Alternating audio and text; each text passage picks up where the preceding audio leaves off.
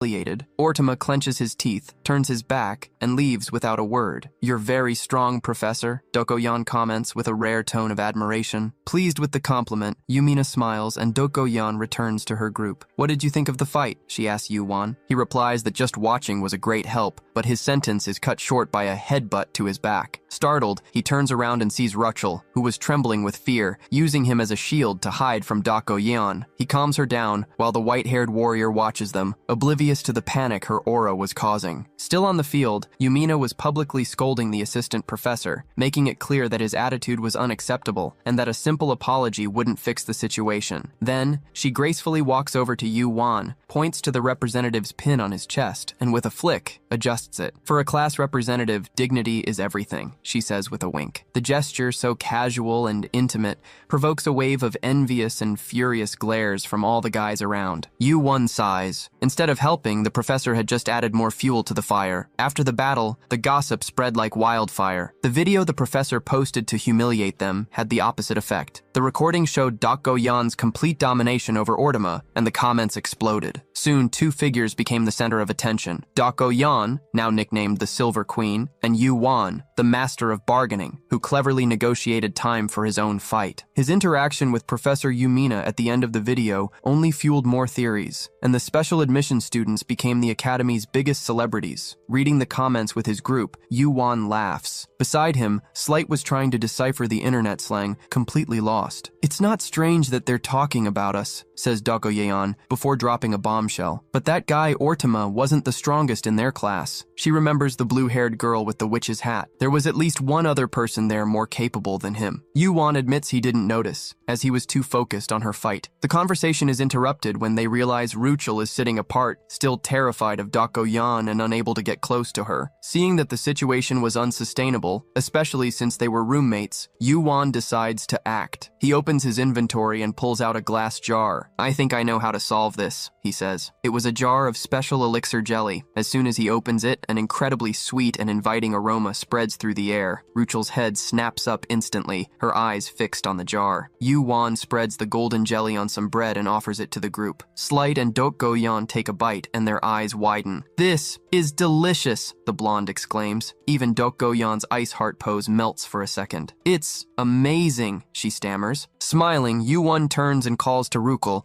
who was already practically drooling. "Come eat with us." Hesitantly, she approaches and asks for a piece of bread. As she takes the first bite, her eyes fill with pure happiness. The delicate flavor and the calming effect of the elixir begin to melt her fear. As Ruchel savors her bread, Yuan hands another piece to Dokoyan. "Consider this a favor," he says casually. Hearing the word favor, Dokoyan's expression changes. She stands up, with a sudden decision in her eyes. Before Yuan could react, she grabs him by the tie, pulling him close to her face, while he was still holding a piece of bread in the air. "In exchange for the jelly," she says, with a sudden seriousness, "I'll give you a private martial arts lesson." Before Yuan could answer, the world around him dissolved. They were in a Spartan training room, a reflection of the focused and disciplined environment of her mind. Dokoyan picks up a wooden sword. "Don't move carelessly," she warns, and with a simple swing, the blade cuts through the air, creating a small gust of wind. She settles into a battle stance, and in the next instant, an intense pressure emanates from her. She charges forward. The movement is a blur, a perfect thrust, so fast that it pushes the air in front of it, stopping the tip of the sword millimeters from Yuan's nose. He stares at her, with a blank expression, processing what just happened. "This," she says, "is a thrust, a strike without a hint of doubt or hesitation." For him, it was hard to believe a human could execute something with such perfection. But in that brief moment, his power did more than just observe. It learned. A new concept emerged in his mind: penetration. As he got lost in thought, trying to understand why he had learned that specific concept, Dokoyan calls him back to reality. Focus. A thrust doesn't just have one form. She begins to execute a series of strikes in the air, each one subtly different from the last. How many times should you thrust? With what force? What should you imitate? There are countless variables, she explains. But the ultimate foundation is one where only a single thrust is needed. Never forget that. Her words and actions, which mastered a concept to its purest form, carried the essence of truth. She hands him the sword. Your turn. Holding the wooden weapon, Yuan asks her not to laugh at his imitation. If you copied me perfectly on the first try, she smiles, my 10 years of training would have meant nothing. He moves, imitating the stance and the strike she had shown. The moment his thrust cuts through the air, Dakoyan's smile vanishes. She couldn't believe it. He had, somehow,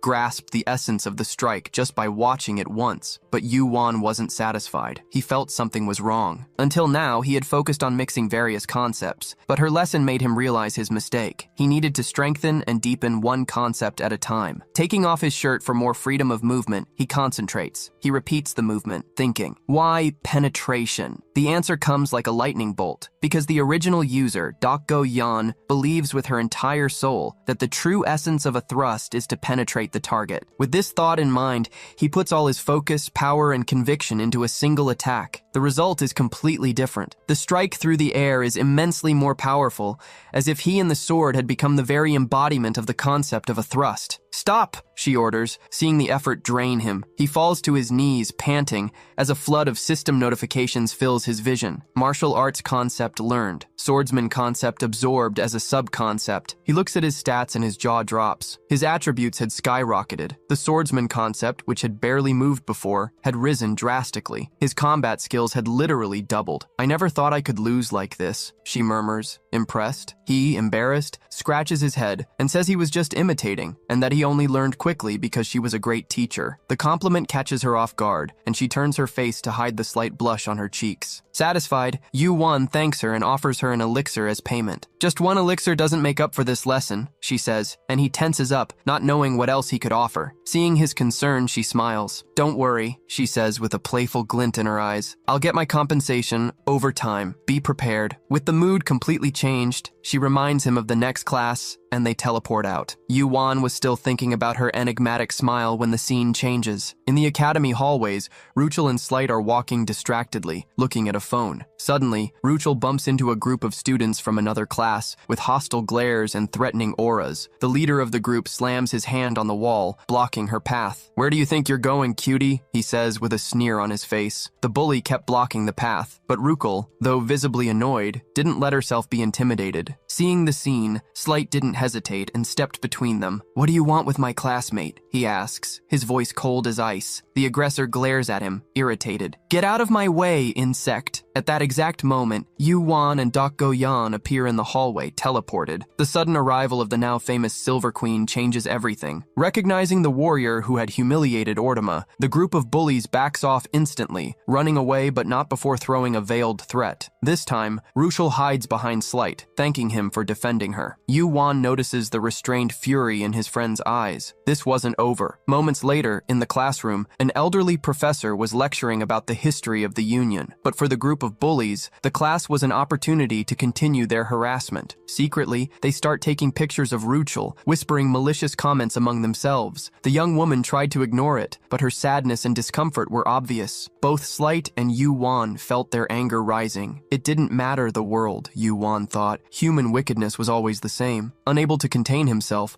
Slight suddenly stands up, catching the professor's attention. Excuse me, but some students are disrupting the class. The old professor just asks for silence and, without paying much attention, resumes his explanation. Seeing this, the bullies mock Slight under their breath, calling him naive and accusing him of trying to show off. The provocation escalates when they ask if he and Ruchel were dating. That was enough for silent tears to start streaming down Ruchel's face. It was the last straw. With a dry snap, Slight breaks a pencil in his hand, ready to explode. But before he could get up, a firm hand lands on his shoulder. It was Yuan. Calm down, he whispers. Seriously? Slight replies, in disbelief. Causing trouble here will only make things worse, Yuan says, showing his phone screen. Just watch. On the screen, a live stream on Union Tuber was on. Slight gets it instantly, and a malicious smile appears on his face. He turns to the bullies and says loudly, "Keep laughing, please." The audience is loving it. Confused, they look around and see nothing. What they didn't know was that right behind them,